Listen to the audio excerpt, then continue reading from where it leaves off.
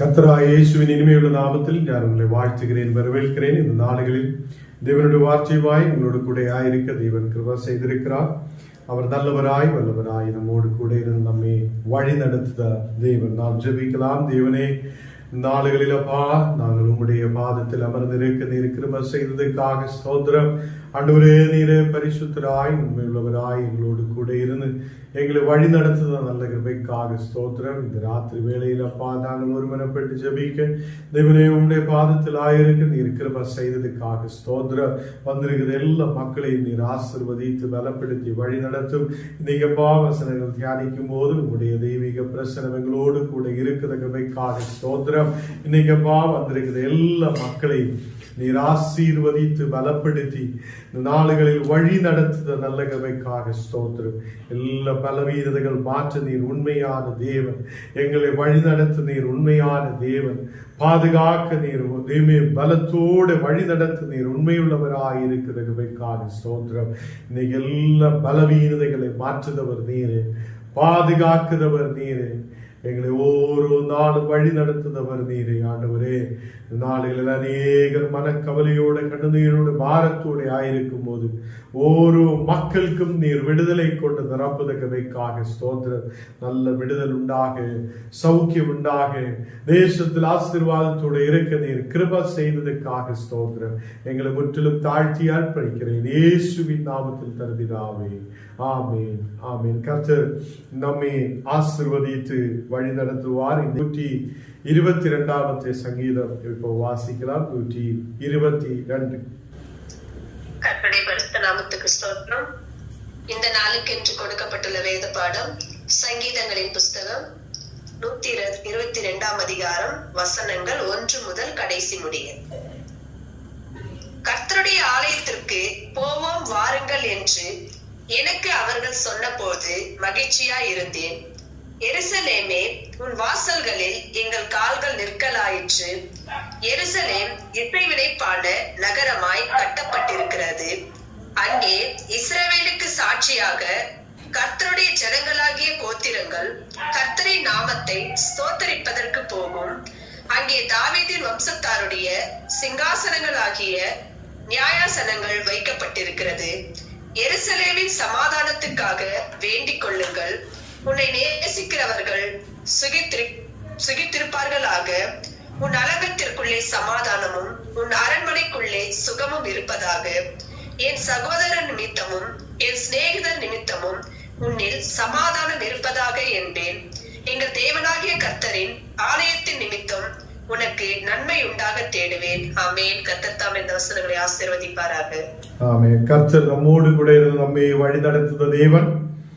இன்னைக்கு தேவனுடைய வார்த்தைகளை தியானிப்பதற்காக கலாத்தியர் 4 அதிகாரம் 26 வசனம் நாம் எடுக்கலாம். கலாத்தியர் 4 அதிகாரம் 26 வசனம். மேலான எருசலேமோ, சுயாதீனம் உள்ளவள், அவளே நாம் எல்லாருக்கும் தாயானவள். இங்கே கர்த்தர் பிள்ளைகளே, நாம் போன நாளுகளிலிருந்து மேலான எருசலேமோ சுயாதீனம் உள்ளவள் என்ற விஷயத்தை குறித்து தியானித்து வருகிறது. மேலான எருசலேம் சுயாதீனம் உள்ளவள் என்று நாம் போன நாளுகளில் தியானித்து இருக்கிறார். அங்கே 2 மக்களை குறித்து உள்ள வசனங்கள் ஹாகாரையும் சாராவையும் குறித்து நாம் வசனத்தில் பார்த்திருக்கிறது. ஹாகாரானவள் அடிமையாக்கப்பட்ட ஒரு சூழ்நிலையும், சாரானவர் சுயாதீனம் உள்ளவளாய் இருந்திருக்கிறார் என்று நாம் பார்த்திருக்கிறது. கர்த்தர் பிள்ளைகளே, இந்த நாடுகளில் நாம் சுயாதீனம் உள்ளவராய் இருக்கிறோம். நமக்கு வாக்குத்தத்தம் இருக்கிறது. இந்த வசனத்தை கேட்கிற உங்களுக்கும் எனக்கும் வாக்குத்தத்தத்திலூടെ கர்த்தர் நமக்கு சுயாதீனத்தை கொடுத்திருக்கிறது. ஒரு கிருபையை தேவன் நமக்கு அழைத்திருக்கிறது. தேவன் நமக்கு கிருபையை கொடுத்திருக்கிறது. கிருபையினால் ஞானம் நீங்கள் ரட்சிக்கப்பட்டிருக்கிறது. இன்னைக்கு சுவிசேஷத்தை தேவன் நமக்காக கொடுக்கப்பட்டிருக்கிறது. இந்த சுவிசேஷம் நம்மை விடுதலையாக்குவதாய் இருக்கிறது. பாவத்திலிருந்து நம்மை சுவிசேஷம் விடுவிக்கிறது. பாவத்திலிருந்து நம்மை விடுவிக்கிற ஒரு சுவிசேஷம். இன்னைக்கு கர்த்தருடைய பிள்ளைகளே, அநேக குடும்பங்களில் கடந்து செல்லும் போது மக்கள் கவலையோட, கண்ணீரோட, பாரத்தோட இந்த நாளுகளில் ஆயிருக்கிறது. ஒரு அடிமையாக்கப்பட்ட நிலைமையில் மக்கள் இருக்கிறார். இன்னைக்கு என்ன கேட்கிற கர்த்தருடைய பிள்ளைகளே, நம்மை அதை அடிமையாக்கப்பட்ட இடத்திலிருந்து நம்மை சுயாதீனத்துக்குள்ள சுதந்திரராய் இருக்கிறதுக்காக தேவன் நமக்கு கிருபை செய்திருக்கிறது. ரட்சிப்பு இந்த நாடுகளில் நியாயப்பிரமாணத்தினாலே அல்ல. ரட்சிப்பு வாக்குத்தத்தத்தின்படியும் கிருபையினாலும் நமக்கு கொடுக்கப்பட்டிருக்கிறது. கர்த்தருடைய பிள்ளைகளே, நாம் போன நாடுகளில் 2 விதமான எருசலேமை குறித்து தியானித்திருக்கிறது. அந்த 2 விதமான எருசலேம், ஒன்று இந்த உலக பிரகாரமான எருசலேம், நாம் அது அநேகருக்கு தெரிந்த எருசலேம். அது யூத மதத்துடைய கட்டளைகளுக்கு அது கட்டப்பட்டதாய் இருக்கிறது. இந்த உலக பிரகாரமான எருசலேம் அது யூத மதத்துக்கு சார்ந்து, அது யூத மதத்துடைய அது அநேக காரியங்களால் கெட்டப்பட்டிருக்கிறதாய் நாம் தியானித்திருக்கிறது. அது 2வதான எருசலேம் என்ன என்றால், அது கர்த்தருடைய அது அபிஷேகம் பெற்றுக்கொண்டப்பட்ட மேலான எருசலேம். அந்த மேலான எருசலேம் என்றவென்றால் அங்கே தேவனுடைய ராஜ்யம், அங்கே கிருபை, ஒரு சுயாதீனம் அங்கே இருக்கிறது. கர்த்தருடைய பிள்ளைகளே, மேலான எருசலேம், அந்த மேலான எருசலேம் நாம் பார்க்கும்போது அது புது உடன்படிக்கையின் ஒரு உடன்படிக்கையால் கட்டப்பட்டிருக்கிறதா இருக்கிறது. இந்த உலக பிரகாரமான அந்த எருசலேம், உலக பிரகாரமான எருசலேம் அது யூத மதத்தினால் கட்டப்பட்டிருக்கும் போது, மேலான எருசலேம் அது புது உடன்படிக்கையாய் நமக்கு காணப்படுகிறது. 2வதாக நாம் பார்க்கும்போது ஆவிக்குரிய குடியிருப்பு மேலான எருசலேமில் இருக்கிறது. என்னுடையும் உங்களுடையும் குடியிருப்பு இங்கே இல்லை. என்றென்றைக்கும் இங்கே இருக்கலாம் என்று நினைக்க முடியாது. நம்ம குடியிருப்பு அது மேலான எருசலேமில் இருக்கிறது.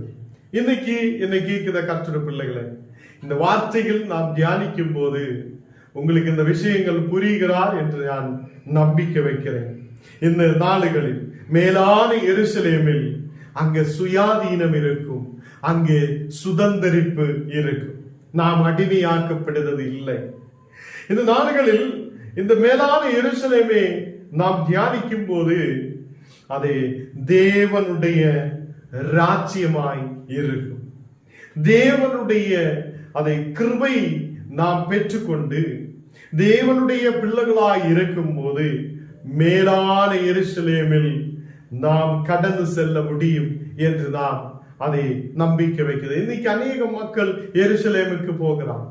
அநேக மக்கள் அங்கே கடந்து சென்று இயேசு பிறந்த இடமும் எல்லா இடங்கள் எல்லாம் பார்த்து மக்கள் மகிழ்ச்சியோட வருகிறார். அது இந்த உலக பிரகாரமான எருசலேம். ஞானும் நீங்களும் போக விரும்புகிற எருசலேம் எங்கே என்றால் அது புது உடன்படிக்கைக்குரிய ஒரு இடம். அது ஆவிக்குரிய குடியிருப்பு, என்னுடையும் உங்களுடையும் ஆவிக்குரிய குடியிருப்பு அது மேலான எருசலேமில் இருக்கிறது. இன்னைக்கு நாம் தியானிக்கிறதுக்காக ரோமர் 6ஆம் அதிகாரம் அதன் 20ஆம் வசனம் நாம் வாசிக்கலாம். ரோமர் 6ஆம் அதிகாரம் அதன் 20ஆம் வசனம், பாவத்துக்கு நீங்கள் அடிமைகளாய் இருந்த காலத்தில் நீதிக்கு நீங்களவர்களாய் இருந்தீர்கள். இந்த நாடுகளில் கர்த்தருடைய பிள்ளைகளே, பாவத்துக்கு நீங்கள் அடிமைகளாய் இருந்த ஒரு காலம் இருக்கிறது. இன்னைக்கு என்னை கேட்கிற கர்த்தருடைய பிள்ளைகளே, அநேகர் பாவத்தில் இன்னைக்கும் அநேகர் வாழ்ந்து கொண்டிருக்கிற நாடுகளில் நீதியானவர் நம்மை பாவத்திலிருந்து விடுதலை கொடுத்தவராய் இருக்கிறது. இயேசு கிறிஸ்துவினால் நமக்கு ஒரு விடுதல் கிடைத்திருக்கிறது. அந்த பாவத்தில் அடிமையாயிருந்த இடத்திலிருந்து தேவன் நம்மை சுதந்திரத்துக்குள்ளே கொண்டு வந்திருக்கிறது. இந்த நாடுகளில் கர்த்தருடைய பிள்ளைகளே, பாவத்துக்கு நீங்கள் அடிமையாயிருந்த காலத்தில் நீதிக்கு நீங்கினவராய் இருந்திருக்கிறார் என்று காணப்படுகிறது.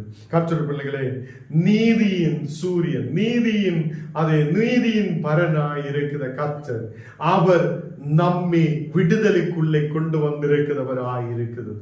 இன்னைக்கு நாம் புது உடன்படிக்கைக்குள்ளே கடந்து வந்திருக்கிறது.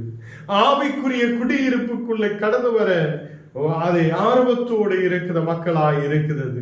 நமக்கு இன்னைக்கு புரியும், நம்ம குடியிருப்பு இங்கே இல்லை. நம்முடைய குடியிருப்பு, ஆவிக்குரிய குடியிருப்பு மேலான எருசலேமில் இருக்கிறது என்று தெரியும். அதனால இயேசு கிறிஸ்துவிலூட ஓரோ மக்களுக்கும் அதை பாவத்திலிருந்து, பாவத்துக்கு அடிமையாயிருந்த இடத்திலிருந்து ஒரு விடுதல் தேவன் அழைத்து, ஒரு விடுதல் தேவன் கொடுத்து, நீதியுள்ளவராய் தேவன் நம்மை மாற்றி இருக்கிறது. 22வது வசனம் வாசிக்கும் போது, ரோமர் 6ஆம் அதிகாரம் அதிலே 22வது வசனம் வாசிக்கும் போது, இப்பொழுது நீங்கள் பாவத்திலிருந்து விடுதல் ஆக்கப்பட்டு தேவனுக்கு அடிமைகள் ஆனதினால் பரிசுத்தமாக்குதல் உங்களுக்கு கிடைக்கும். பலன் முடிவோ நித்திய ஜீவன் என்று சொல்லப்படுகிறது. கர்த்தருடைய பிள்ளைகளே, இப்பொழுது நீங்கள் பாவத்திலிருந்து விடுதலை ஆக்கப்பட்டு, இன்னைக்கு நானும் நீங்களும் பாவத்திலிருந்து விடுதலை ஆக்கப்பட்டிருக்கிறது. இயேசு கிறிஸ்துவினால் நாம் பாவத்திலிருந்து விடுதலை ஆக்கப்பட்டு இப்போ யாருக்கு அடிமைகளாய் இருக்கிறோம்? தேவனுக்கு அடிமைகளாய் இருக்கிறோம். இன்னைக்கு அநேக மக்கள் மனிதர்களுக்கு அடிமையாய் இருக்கிறோம், பாவத்துக்கு அடிமையாய் இருக்கிறோம். அநேகம் மக்களுக்கு பின்னாலே சுற்றுத மக்கள் அடிமையாக்கப்பட்ட ஒரு நிலைமை. இன்னைக்கு உன்னுடைய பாவ நிலைமையை விட்டு, மனிதனுக்கு பின்னாலே சுற்றுவதை விட்டு நாம் தேவனுக்கு பின்னாலே வருத மக்களாய் காணப்படட்டும். இப்பொழுது நீங்கள் பாவத்திலிருந்து விடுதலை ஆக்கப்பட்டு தேவனுக்கு அடிமைகள் ஆயிருக்கிறோம். இன்னைக்கு நானும் நீங்களும் தேவனுக்கு அடிமையாக்கப்பட்டிருக்கிறோம், தேவனுடைய பிள்ளைகளாய் இருக்கிறோம். முன்னாடி நாம் எங்க இருந்திருக்கிறோம்? முன்னவே பாவத்துக்கு அடிமையாக்கப்பட்டவர்கள். இன்னைக்கு ஞானும் நீங்களும் சாராளுடைய ஒரு அனுபவத்துக்குள்ள, மேலான எருசலேமுடைய ஒரு அனுபவத்துக்குள்ள நாம் வந்திருக்கிறது. அப்போ மேலான எருசலேமில் இருக்க நீங்க விரும்புதோ, அது அடிமையாக்கப்பட்ட இடத்தில் இருக்க விரும்புதோ என்று நாம் சற்று நேரம் யோசித்து பார்க்கட்டும். கர்த்தருடைய பிள்ளைகளே, இன்னைக்கு தேவனுடைய வார்த்தை நம்மோடு பேசுறது, நாம் பாபத்தில் இருந்து விடுதலை பெற்றுக்கொண்டு நாம் தேவனுக்கு அடிமைகளாக்கப்பட்டு தேவனுடைய அடிமைகள் ஆயதினால் ஞானும் நீங்களும் பரிசுத்தமாக்குதல் நமக்கு கிடைக்கப்பட்டிருக்கிறது. இன்னைக்கு உங்களுக்கும் எனக்கும் பரிசுத்தமாக்குதல் கிடைக்கப்பட்டிருக்கிறது. பரிசுத்தமாக்குதல் நமக்கு இருக்கிறது. அப்போ ஒரு மனிதன் அவன் பாவத்தில் இருந்து விடுதலை பெற்றுக் கொள்ளும் போது அவன் தேவனுடைய அடிமையாய் மாற்றப்படுகிறது. அப்ப தேவனுடைய அடிமையாக்கப்பட்ட ஒருவன் அவன் பரிசுத்தமாக்குதல் பெற்றுக் கொள்ளுகிறான், பரிசுத்தமானவனாய் மாற்றப்படுகிறான். அப்போ தேவனுடைய அந்த ஒரு விடுதல் என்றால் என்ன? இப்போ போய்கொண்டிருக்கிற பாவ வாழ்க்கையிலிருந்து நமக்கு ஒரு விடுதல் கிடைக்கப்படும். அந்த விடுதல் விடுதல் கிடைக்கப்படும் போது ஞானும் நீங்களும் தேவனுடைய அடிமைகளாய் காணப்படுகிறோம். தேவனுடைய அடிமைகளாய் இருக்கிற ஞானும் நீங்களும் பரிசுத்தமாக்குதலினால் நமக்கு ஒரு ரட்சிப்பும் நமக்கு ஒரு விடுதலும் தேவன் கொடுக்கப்படுகிறார். அப்போ பரிசுத்தமாக்குங்கப்பான்னு ஜெபிக்கும் போது நாம் இப்போ என்ன செய்யணும்? பாவத்திலிருந்து விடுதலை பெற்றுக் கொள்ளணும். பாவத்திலிருந்து விடுதலை பெற்று பாவத்துக்கு அடிமையாய் அல்ல, தேவனுக்கு அடிமையாய் நாம் மாற்றப்படும் போது நாம் பரிசுத்தமாக்குதலுக்குள்ளே கடந்து வருவார். கர்த்தருடைய பிள்ளைகளே, அது உங்களுக்கு கிடைக்கும் பலனாய் இருக்கும். அந்த பலன் என்ன என்றால் அதுக்கு முடிவு நித்திய ஜீவன் என்று காணப்படுகிறது. கர்த்தருடைய பிள்ளைகளே, நாம் நித்திய ஜீவனுக்குள்ளே கடந்து வர இயேசு நமக்காக கால்வரி சிலுவையில் அணிகளால் அறையப்பட்டு அவர் நமக்காக இரத்தம் சிந்தி நமக்காக தன் ஜீவனை கொடுத்து அநேக பாடுகள் அவர் ஏற்றெடுத்திருக்கிறார். இந்த நாளுகள் முழுவதும் எல்லா இடத்திலும் மக்கள் அவருடைய பாடுகளையும் கஷ்டங்களையும் அவர் சிலுவையில் அதை எடுத்த அந்த தியாகத்தையும் நாம் தியானிக்கிற நாளுகளாய் இருக்கிறது. கர்த்தருடைய பிள்ளைகளே, நமக்கு நம்மை பரிசுத்தப்படுத்தி இருக்கிறது. தேவன் பாவத்திலிருந்து நம்மை விடுவித்திருக்கிறது. தேவன் நமக்கு ஒரு விடுதலை கொடுத்திருக்கிறது. ஹல்லேலூயா. கர்த்தருடைய பிள்ளைகளே, நாம் அடிமையாக்கப்பட்ட இடத்திலிருந்து இன்றைக்கு நமக்கு ஒரு விடுதல் கிடைத்திருக்கிறது. கர்த்தருடைய பிள்ளைகளே, நாம் எங்கே இருக்கிறார் என்று நாம் யோசித்து பார்க்கட்டும். அதே இந்த நாடுகளில் எனக்கு, உங்களுடைய குடும்பத்துக்கு, நீங்க ஆயிருக்கிற இடத்தில் எல்லா மக்களுக்கும் ஒரு விடுதல் தேவை. அந்த விடுதலை யாரிலூടെ கிடைக்கிறார்? இயேசுவிலூടെ நமக்கு விடுதலை கிடைக்கிறது. இயேசுவிலூടെ நமக்கு ஒரு ரட்சிப்பு கிடைக்கிறது. இயேசுவிலூടെ நமக்கு நித்திய ஜீவனே கிடைக்கிறது. இங்க ரோமர் 7ஆம் அதிகாரம் അതിന്റെ 24ാമത്തെ വചനം നാം വാസിக்கலாம். ரோமர் 7ஆம் அதிகாரம் അതിന്റെ 24ാമത്തെ வசனம், நிர்பந்தமான மனுஷன் நான், இந்த மரண சரீரத்திலிருந்து யார் என்னை விடுதலையாக்குவார்? இங்கே அப்போஸ்தலர் கேட்கிற கேள்வி, ഞാൻ നിർബന്ധமான மனுஷனாய், ഞാൻ அது நிர்பந்தமான ஒரு மனுஷனாய் இருக்கிறது. இந்த மரண சரீரத்திலிருந்து, இது மரண சரீரமாய் இருக்கிறது. இந்த மரண சரீரத்திலிருந்து யார் என்னை விடுவிப்பார்? ஹல்லேலூயா. இந்த மரணமாக்கப்பட்ட ஒரு சரீரம் ஆதாமில் தொடங்கி மனிதர்கள் எல்லாம் மரணத்துக்கு நேராய் கடந்து செல்லப்படுகிறது. அப்போ அந்த மரண சரீரமாய் இருக்கிற இந்த மரண சரீரத்திலிருந்து யார் என்னை விடுதலையாக்குவார் என்று ஒரு கேள்வியை வைக்கிறார். கர்த்தருடைய பிள்ளைகளே, இன்னைக்கு இந்த உலகத்தில் நமக்கு விடுதலை கொடுக்க ஒருவர் தான் இருக்கிறார். அவர்தான் நம்முடைய கர்த்தராய இயேசு கிறிஸ்து. 25ாம் வசனத்தில் வாசிக்கும் போது, நம்முடைய கர்த்தராய இயேசு கிறிஸ்து மூலமாய் தேவனை ஸ்தோத்திரிக்கிறேன், ஆதலால் நானே என் மனதினாலே தேவனுடைய நியாய பிரமாணத்துக்கும் மாம்சத்தினாலேயோ பாவ பிரமாணத்துக்கு ஊழியம் செய்துகிறேன் என்று காணப்படுகிறது. கர்த்தருடைய பிள்ளைகளே, இயேசு கிறிஸ்து மூலமாய் நான் ஸ்தோத்திரிக்கிறேன் என்று அப்போஸ்தலன் சொல்லப்படுகிறது. இங்கே ஞானும் நீங்களும் மரண சரீரத்திலிருந்து விடுதலை பெற்றுக்கொள்ள நாம் இயேசுவுக்கு நேராய் கடந்து வரப்படும். அதே நம்முடைய கர்த்தராய் இயேசு கிறிஸ்துவினால் நமக்கு ஒரு விடுதல் கிடைக்கப்படுகிறது. அதே பாவ சரீரத்திலிருந்து, பாவத்துக்கு அடிமையாய் இருக்கிறதிலிருந்து நம்மை இயேசு விடுவித்து இப்போ தேவனுக்கு அடிமையாய் மாற்றப்பட்டிருக்கிறது. தேவனுக்கு அடிமையாக்கப்பட்டிருக்கும் போது நமக்கு ஒரு பரிசுத்தமாகுதல் நமக்கு கிடைத்திருக்கிறது. நீங்களும் பரிசுத்தமாக்கலுக்குள்ளே கடந்து வந்திருக்கிறது. தேவ பிள்ளைகளே, அதிலூടെ நமக்கு நித்திய ஜீவனே கிடைக்கிறதாய் இருக்கிறது என்று காணப்படுகிறார். அப்போ மேலான எருசலேமில் நமக்கு நித்திய ஜீவன் இருக்கிறது. மேலான எருசலேமில் நாம் இருக்கும் போது, நாம் தேவனுக்கு அடிமைகளாய் இருக்கும் போது நமக்கு ஒரு வாக்குத்தத்தம் இருக்கிறது என்று காணப்படுகிறார். யோவான் 8ஆம் அதிகாரம் അതിന്റെ 34ാമത്തെ വചനം നാം വാസിക്കുമ്പോൾ, യോവാൻ 8ആം அதிகாரம் അതിന്റെ 34ാമത്തെ വചനം, യേശു அவர்களுக்கு பிரதி உத்தரமாக, பாவம் செய்கிறவன் எவனும் பாவத்துக்கு அடிமையாயிருக்கிறார் என்று மெய்யாகவே உங்களுக்கு சொல்லுகிறேன் என்றார். இயேசு அங்கு இருக்கிற கூடி வந்திருக்கிற யூதர்களுக்கு சொல்லுகிறார், நீங்க பாவம் செய்கிறவன் எவனும் பாவத்துக்கு அடிமையாயிருக்கிறோம். அப்போ ஞானும் நீங்களும் பாவத்துக்கு அடிமையாயிருந்த ஒரு இடத்திலிருந்து இயேசு கிறிஸ்து அவருடைய உயிரை கொடுத்து அவருடைய ஜீவனை கொடுத்து நம்மை அந்த பாவத்தில் இருந்த அடிமைத்துவத்திலிருந்து தேவன் நம்மை விடுவித்து மேலான எருசலேமுக்கு நேராய் கொண்டு வந்திருக்கிறோம். தேவ பிள்ளைகளே, இப்போ பாவத்துக்குள்ளே அடிமையாயிருந்தவனே அதை அவர் நம்மை விடுவித்து கொண்டு வந்தவராய் இருக்கிறார். அங்கு யூதர்கள் ஒரு கேள்வியை வைக்கிறார்.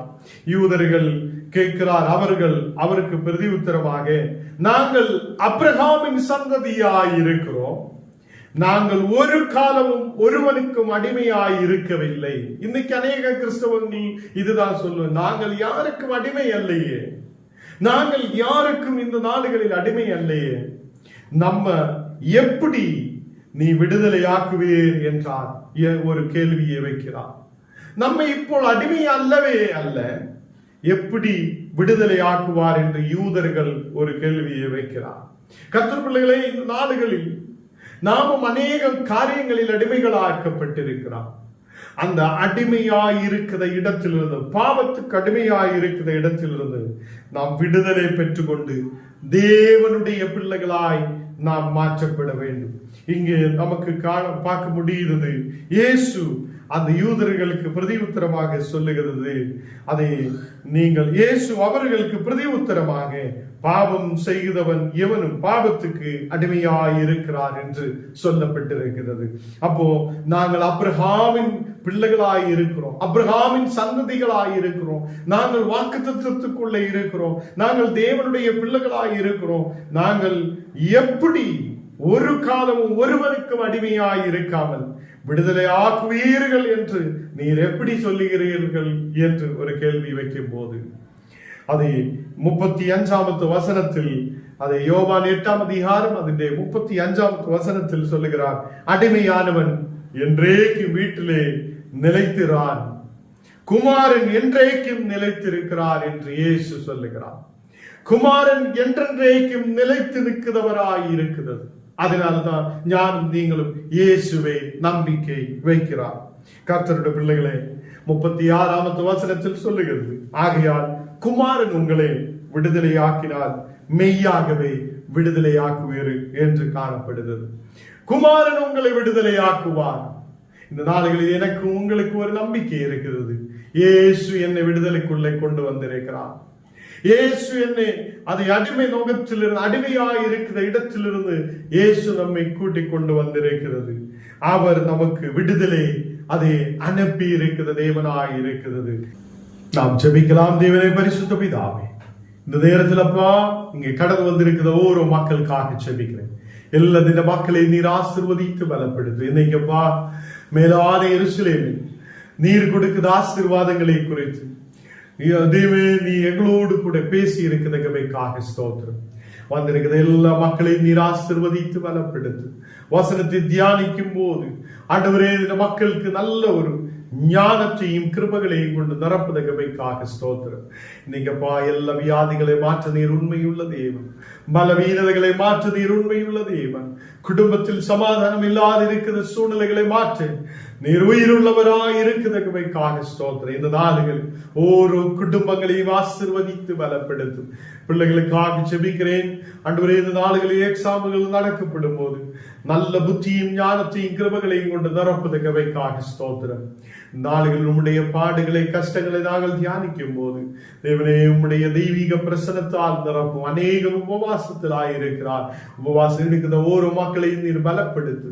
அதே மாதிரி அப்பா அநேகர் வசனங்களை தியானிக்கிறதுக்காக, தேவனுடைய வார்த்தைக்கு கவனமாய் இருக்கிறதுக்காக இந்த நாடுகள் பயன்படுத்தும் போது எல்லா இந்த மக்களுக்கும் ஞானத்தையும் கிருபைகளையும் கொண்டு நிரப்புதற்காக ஸ்தோத்திரம். இன்னைக்குப்பா யாரெல்லாம் கட பிரச்சனையோட ஆயிருக்குதோ எல்லா கட பிரச்சனைகள் இயேசுவின் நாமத்தில் நீர் மாற்றுதற்காக ஸ்தோத்திரம். எங்களை முற்றிலும் தாழ்த்துகிறேன், அர்ப்பணிக்கிறேன் இயேசுவின் நாமத்தில் தனபிதாவே, ஆமென். என் ஆத்மாவே கர்த்தரே ஸ்தோத்திரி, என் முழுமே பரிசுத்த நாமத்தை ஸ்தோத்திரி. என் ஆத்மாவே கர்த்தரே ஸ்தோத்திரி, கர்த்தர் செய்த சகல உபகாரங்கள் மறவாதே. ஆமீன் ஆமீன். கர்த்தர் நம்மை ஆசீர்வதித்து வழி நடத்துவார். ஆமீன்.